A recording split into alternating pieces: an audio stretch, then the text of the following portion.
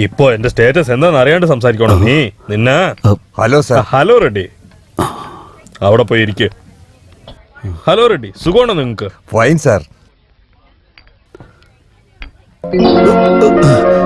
ക്ഷമിക്കണം, ഞാൻ ശ്രദ്ധിച്ചില്ല. Okay.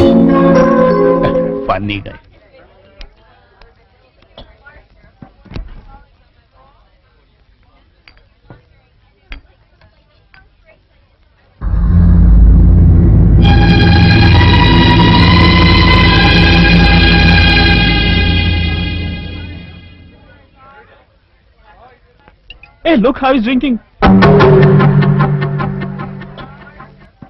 Friends, lunch is ready. വരൂ പ്ലീസ്.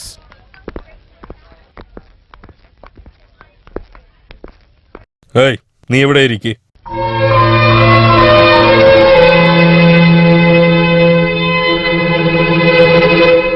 അല്ല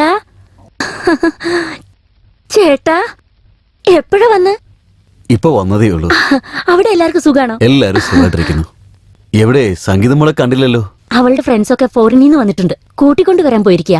ഓ, ആ, എന്ത് കാര്യമായിട്ടാ വന്നേ? അത് എന്റെ അനിയൻ ഗണേഷിന്റെ കാര്യം പറയാനാ വന്നേ. അവന്റെ കല്യാണം, അത് സംസാരിക്കാനാ വന്നത്. ഓഹോ, പൈസ എന്തെങ്കിലും നിനക്ക് ആവശ്യമുണ്ടോ? അതല്ല, എന്റെ അനിയനെയും നിന്റെ മകളെയും തമ്മിൽ കല്യാണം കഴിപ്പിക്കാന്ന് പണ്ട് നമ്മൾ പറഞ്ഞിരുന്നില്ലേ? അത് മറന്നുപോയോ? ആഹാ, നിന്റെ അനിയൻ എന്താ ചെയ്യുന്നത്? അവൻ ഒരു ഹോട്ടലിൽ ജോലി ചെയ്യാ. എത്രയാ ശമ്പളം?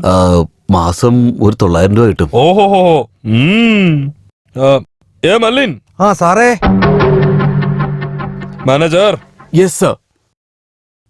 സർ, ടവൽ കൊടുക്കടാ. ഇട്ടോളൂ. Remove your glass. ഇവന്റെ കൊടുക്ക്. നീ ഇടറാ. എങ്ങനെയുണ്ട്? കൊള്ളില്ല. അതെന്താ കൊള്ളില്ലത്തെ? ഇയാള് കണ്ണട വെച്ചിരിക്കുന്നു, അയാളാണെങ്കിൽ ടൗല് വിട്ടിരിക്കുന്നു. പരസ്പരം യാതൊരു ബന്ധവും ഇല്ല. ഗോ.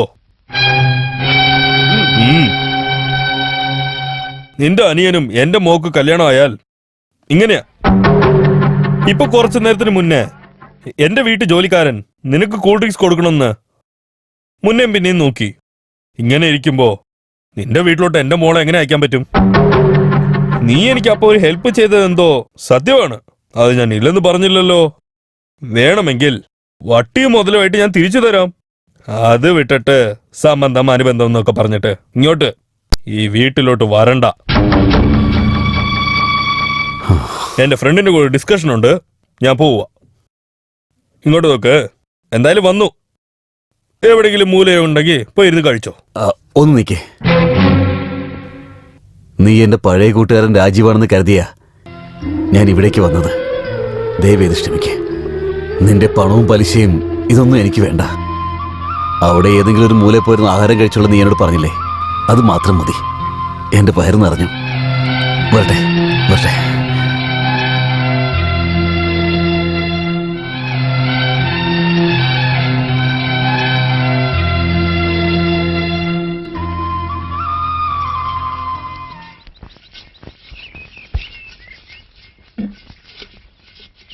എന്താ മോനെ, രാജീവിനെ കണ്ട് സംസാരിച്ചോ? കാര്യങ്ങളൊക്കെ ശരിയാക്കിയില്ലേ? ആ, സംസാരിച്ചു. എന്താ ചെയ്ത്?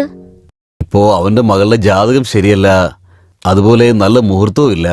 2 വർഷം കഴിയട്ടെ, അതിനുശേഷം നടത്താന്ന് പറഞ്ഞു. പക്ഷെ അതിന്റെ മുന്നേ തന്നെ അവൻ മുഹൂർത്തം ശരിയല്ലെന്ന് പറഞ്ഞില്ലേ? 2 വർഷമല്ലേ, നമുക്ക് നോക്കാം.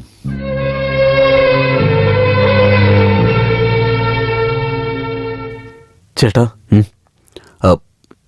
എന്തോ ചേട്ടാ? അവിടെ ആരെങ്കിലും ചേട്ടന് നാണം കെടുത്തിയോ? ചേച്ചേ, അങ്ങനെ ഒന്നുമില്ല. നീ എന്താ ഇങ്ങനെ ചോദിച്ചേ? ചെറുപ്പം തൊട്ടേ എൻ്റെ മുഖിനെ കണ്ണാടിയിൽ കാണുന്നതിനേക്കാളും കൂടുതൽ ഞാൻ നിങ്ങളുടെ കണ്ണുകളിലൂടെയാണ് എന്നെ കണ്ടുകൊണ്ടിരുന്നത്. ചേട്ടൻ്റെ മുഖത്തുള്ള ഓരോ ഭാവമാറ്റങ്ങളും എനിക്ക് മനസ്സിലാകും. അങ്ങനെയുള്ളപ്പോൾ ഏട്ടനോട് നാണക്കേടുണ്ടാക്കുന്ന രീതിയിൽ എന്തോ സംഭവിച്ചെന്ന് എനിക്ക് നന്നായിട്ട് മനസ്സിലായി. എൻ്റെ ചേട്ടനെ ബഹുമാനിക്കാൻ അറിയാത്ത കുടുംബത്തിൽ നിന്നൊരു പെണ്ണ് എനിക്ക് വേണ്ട ഏട്ടാ. ഈ ജന്മായാലും ഇനി ഏത് ജന്മായാലും അങ്ങനത്തെ ഒരു കല്യാണം വേണ്ട ഏട്ടാ എനിക്ക്.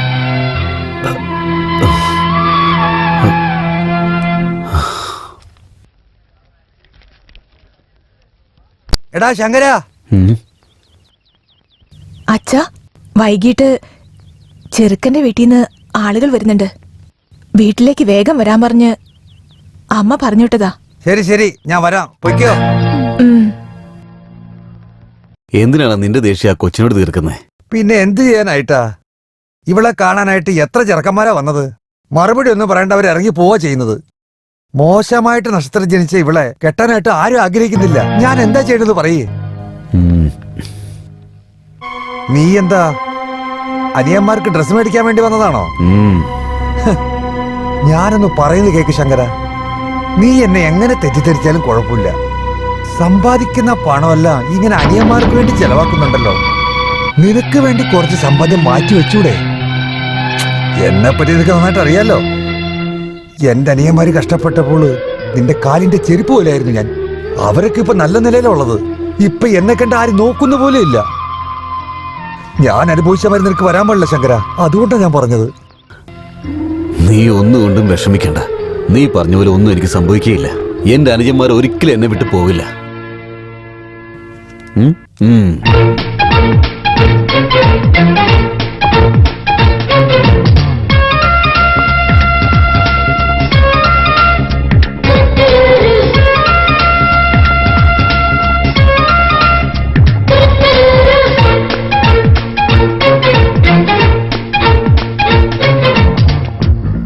സുബ്രഹ്മണ്യ,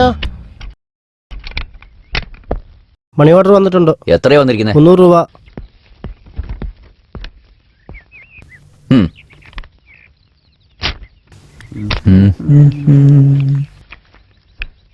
എന്താടാ നിന്റെ ചേട്ടൻ വലിയ പ്രമാണി എന്ന് പറഞ്ഞിട്ട് വെറും 300 രൂപയാണ് അയച്ചേക്കുന്നത്? അതേടാ, കൂടുതൽ കാശ് അയച്ചാലേ നിന്നെ പോലത്തെ ആളുകളെ എന്നെ ചീത്തയാക്കൂലേ, ആ പേടിയാണ് എന്റെ ഏട്ടന്. എടോ, ഉഴുന്നു വട ഉണ്ടോ? 500 വട ഇട്ടിട്ടുണ്ടായിരുന്നു. കോളേജ് സ്ട്രൈക്കാന്ന് പറഞ്ഞ് മേടിച്ചോണ്ട് പോയി. ഡോ, കോളേജ് സ്ട്രൈക്കിന് ഉഴുന്നുവടയും തമ്മിൽ എന്താണോ ബന്ധം? സ്ട്രൈക്ക് നടക്കുമ്പോ അത് പൊക്കി എറിഞ്ഞ തല പൊട്ടി പോവുമല്ലോ. അതിനെ ഞങ്ങളുടെ ഹോട്ടൽ വടയാണ് സ്ട്രാങ്. ഒരേ ഒരു വട ഉണ്ട്, വേണോ? അയ്യോ, എനിക്ക് വേണ്ടേ. ആ പേടി ഉണ്ടാവട്ടെ. ഗണേശ, നിന്നോട് എനിക്കൊരു കാര്യം സംസാരിക്കാനുണ്ട്. ഒന്ന് പുറത്തേക്ക് വാ. ഞാൻ വരാം. പട്ടണത്തിൽ നിന്ന് ആരോ വന്നിട്ടുണ്ട്. നമ്മുടെ നാട്ടിൽ ഫാക്ടറി കെട്ടാൻ പോവാണെന്ന്.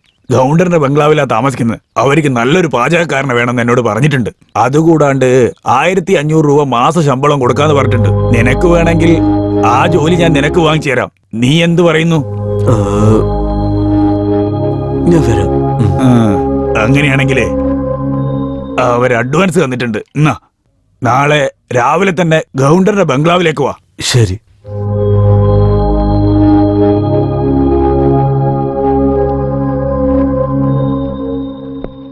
നമസ്കാരം സാർ.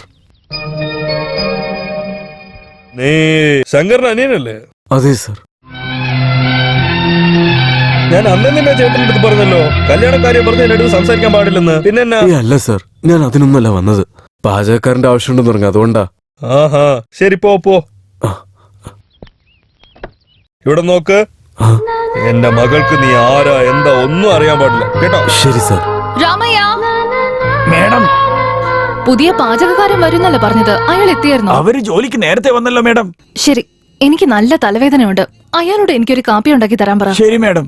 ഗണേശ, ചെറിയ മേഡത്തിന് ഭയങ്കര തലവേദനയാണ്. നീ ഒരു കാപ്പി ഉണ്ടാക്കി പെട്ടെന്ന് കൊണ്ട കൊടുക്ക്.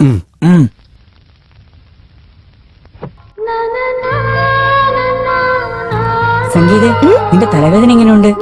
നീ തന്ന ചുക്ക് കാപ്പി കുടിച്ചപ്പോ എന്റെ തലവേദനയൊക്കെ പോയി.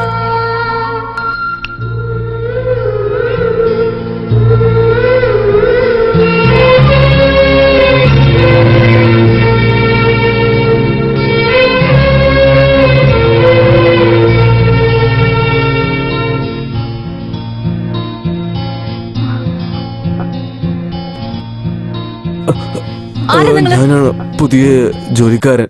തലവേദനയില്ല, അതുകൊണ്ട് കോഫി.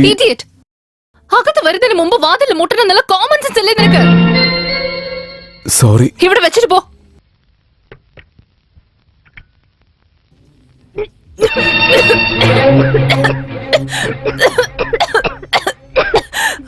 എന്താ കാപ്പിയാടോ ഇത്? തലവേദനയാണെന്ന് പറഞ്ഞല്ലോ, അതുകൊണ്ട് ചുക്ക് കാപ്പി ഇട്ടതാ. ഞാൻ പറഞ്ഞു തന്നോട് ചുക്ക് കാപ്പി ഇടാൻ. നീ ഡോക്ടർ ആണെന്ന് പാചകക്കാരനോ? ആവശ്യമില്ലാത്ത ചെയ്യാണ്ട് പറയുന്നത് അങ്ങോട്ട് ചെയ്താൽ മതി. നിന്റെ വെളച്ചിലൊന്നും ഇവിടെ എടുക്കരുത്, കേട്ടല്ലോ?